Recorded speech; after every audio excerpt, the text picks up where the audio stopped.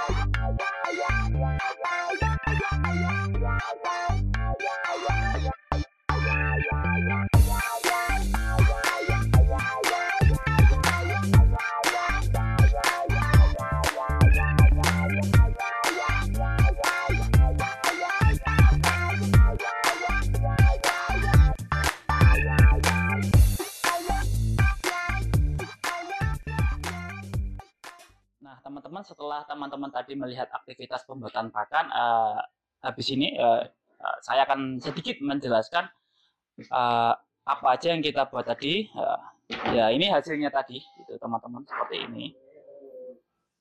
Nah, ini sendiri terdiri ada keleci, ada polar, ada konsentrat, ada kopra, dan dari bahan lainnya. Cuma yang mana nanti bahan-bahan ini disesuaikan dengan kebutuhan teman-teman, entah itu nanti untuk perah, entah itu nanti untuk pengemukan, atau untuk breeding, ataupun untuk cempe, itu nanti teman-teman membuatnya sesuai dengan kebutuhan, peruntukannya. Nah, nanti di situ akan ada nilai protein, nilai PK-nya, maupun bahan kasarnya gitu. Dan itu hanya sedikit dari kandungan dari konsentrat yang teman-teman capai gitu. Nah, di sini sendiri ini tadi adalah konsentrat untuk perah. Untuk proteinnya bisa 20 sampai 23 gitu. Jadi nanti kita akan bahas lebih lanjut lagi. Siang Mas. Siang Mas Agil. Mau nanya. Iya, monggo. Kalau untuk kebutuhan pemberian pakan sentratnya sendiri terhadap ternak itu ada takarannya nggak? Kalau di kita utamanya sesuai bobot ya. Itu nanti kita ukur sesuai bobot yang ada di kandang. Untuk ternaknya ada yang 20 kilo, ada yang 30. Nah, itu nanti diukur dari bobotnya ternak gitu. Nah, cuma di kita dipukul rata satu hari itu kurang lebih 75 gram sampai 1 kilo per ekornya gitu untuk konsentrat ya. nanti juga masih berdampingan dengan sumber serat lainnya, entah itu bisa sumber serat dari model keringan maupun dari sumber yang masih seperti basa seperti itu, atau mungkin Pak Cong maupun dan teman-teman yang kita ulik di video kemarin gitu. Nah, terus kan tadi sempat disinggung nih, ada perbedaan campuran konsentrat untuk beberapa metode yang dipilih, seperti kalau untuk kambing perah atau untuk menggemukkan atau untuk cempe itu berbeda. Nah, itu perbedaannya itu di mana?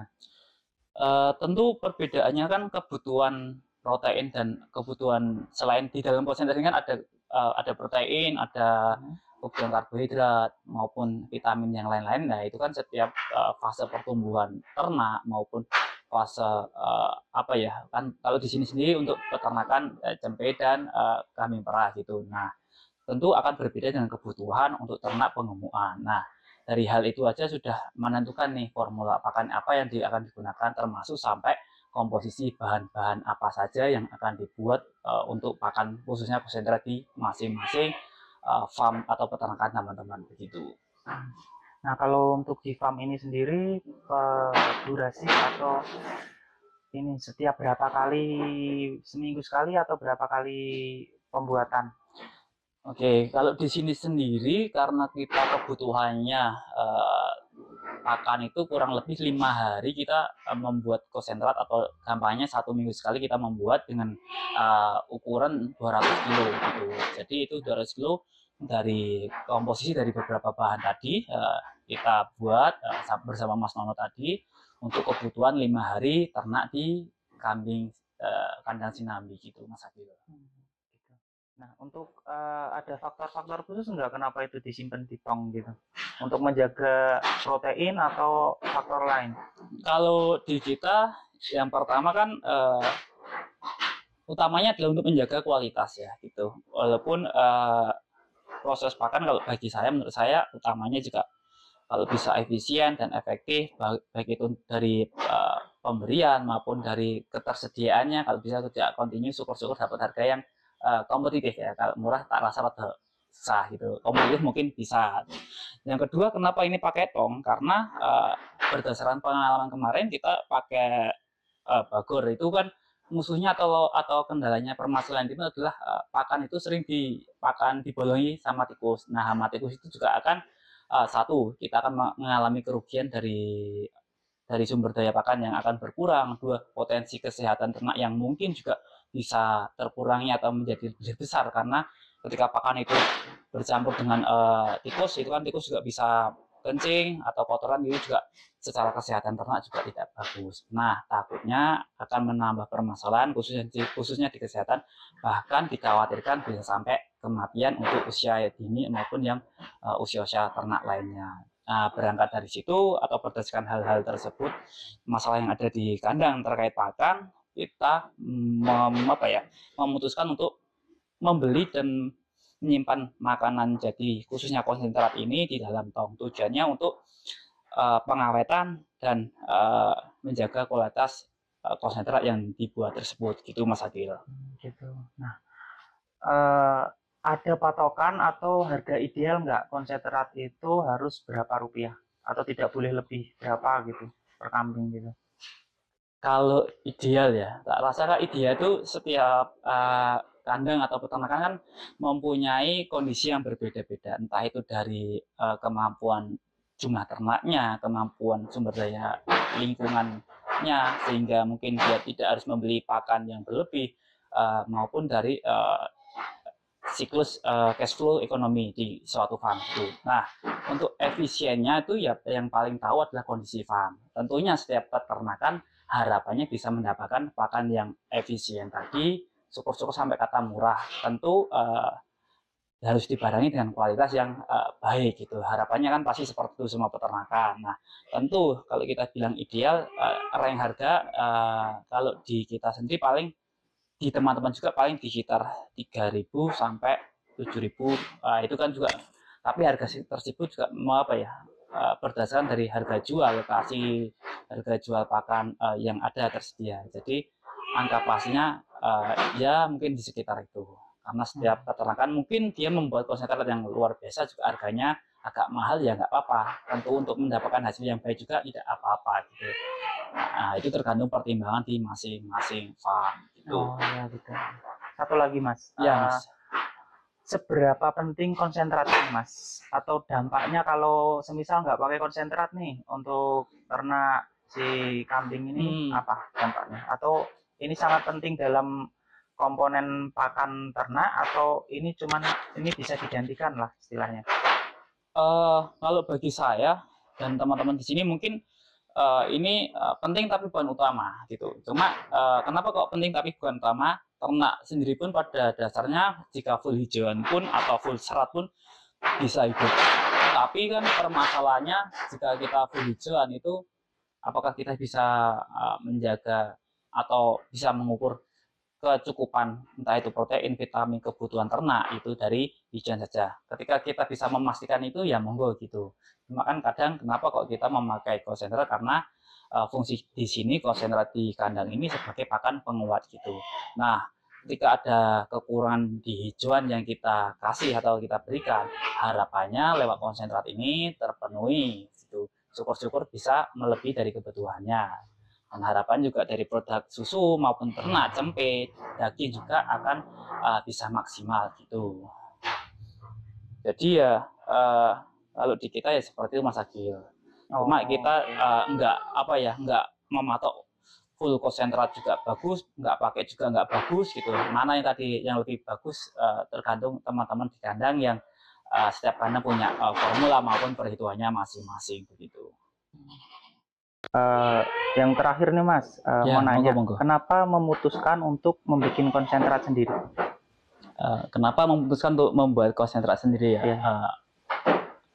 Kenapa ya? Mungkin dulu tuh kita tuh pernah membeli dari pabrikan gitu, atau produk pabrik yang dijual di mungkin toko pertanian maupun toko peternakan gitu. Nah, kondisi di kandang sendiri yang kita alami adalah satu, tidak semua ternak itu menyukai pakan yang langsung jadi atau langsung kita beli. Ada yang suka, ada yang tidak gitu. Nah, untuk awal mungkin nggak apa-apa karena mungkin adaptasi gitu. Cuma berjalannya waktu kok secara hasil dari keefektifan konsentrat yang kita beli ternyata tidak cocok atau tidak bisa membuat susu itu yang menjadi maksimal. Jadi gampangnya tidak sesuai dengan harapan di kita. Jadi kita memutuskan untuk membeli karena satu, kita ingin memastikan kualitas bahan-bahannya, dari keaslian, dari apakah benar PK-nya seperti itu, maupun kandungan semua protein bahan yang digunakan apakah bisa sesuai gitu. Nah, kita yang kedua ingin memastikan kualitas. Selanjutnya kita proses sendiri di pakan sendiri bagi kami sesuatu yang penting karena fundamental ya, karena satu juga teman-teman juga yang melakukan di dunia peternakan secara umum bagi kambing sapi mungkin juga setuju dan sependapat bahwa biaya pakan sendiri merupakan biaya pakan yang cukup besar, mungkin paling besar untuk biaya operasional, mungkin di luar gaji ya gitu. Nah, tentu harapannya karena kita sudah spend dana yang begitu mungkin agak krusial di situ untuk kelangsungan suatu peternakan. Nah, harapannya kita bisa membuat pakan yang kualitasnya hebat maupun bagus gitu, sesuai dengan harapan, dengan tujuan apa yang dicapai gitu. Jadi semangatnya seperti itu tadi Mas Agil, kita ingin belajar untuk membuat pakan yang baik gitu. Untuk ternak-ternak kita pastikan mereka mendapatkan pakan yang baik, insya Allah kita juga akan mendapatkan hasil yang baik pula gitu. Boleh nggak sharing perjalanan selama ini untuk menemukan hasil yang diinginkan sekarang ini? Sharing mungkin dulu kita juga pernah membeli di toko, sampai kita juga pernah untuk mengajukan kerjasama dengan satu buah pabrik. Itu kita datang, kita MOU juga untuk membuatkan pakan custom. Cuma seperti tadi kita belum menemukan pakan yang sesuai gitu. Mungkin kan tantangannya banyak, mungkin kita pas pada saat itu dapat kualitas yang nggak bagus atau memang ternaknya yang jelek juga bisa gitu. sampai kita pada saat ini kita memilih sendiri bahan pakan, kita cari sendiri di produsennya, sampai kita silaturahmi ke peternak yang lain untuk belajar. Itu kita juga menggandeng dari teman-teman lab pakan untuk mengetes hasil pakan kita, apakah kadang kan kita membuat sudah kalau udah ada tabelnya, oh ini proteinnya ini segini, kandungan bahan kasarnya sebesar ini gitu. Cuma kan pada prakteknya yang paling adil adalah ketika kita membuat pakan terus kita labkan untuk menilai kualitas pakan kita, selanjutnya baru dikasih ternak. Sebagus apapun pakan kita, itu kalau ternak juga nggak suka, tidak berdampak yang signifikan, ya untuk apa gitu. Entah itu peruntukannya untuk penggemukan, entah itu untuk susu maupun untuk pertumbuhan, juga utamanya saya rasa di ternak gitu. Harapannya dengan kita belajar membuat pakan sendiri, kita bisa memastikan kualitas, sehingga tadi setiap fase pertumbuhan, setiap fase peruntukan apa yang ingin kita lakukan di kandang itu dapat maksimal gitu. Begitu sih kurang lebihnya Mas Akil dan teman-teman. Pesan dari saya untuk teman-teman kaitannya dengan hari ini pembuatan pakan, yang pertama jangan takut untuk belajar. Kesalahan itu menurut saya wajar ya. Yang tidak wajar kita ketika kita tahu salah, kita tahu nggak bisa, kok nggak berani mencoba maupun tidak berani untuk memperbaikinya. Tentu di situ kita juga belajar dan juga harus mempunyai mentor yang baik itu, karena biar ilmu tanpa guru akan juga ngeri juga itu. Jadi tetap semangat, salam peternak.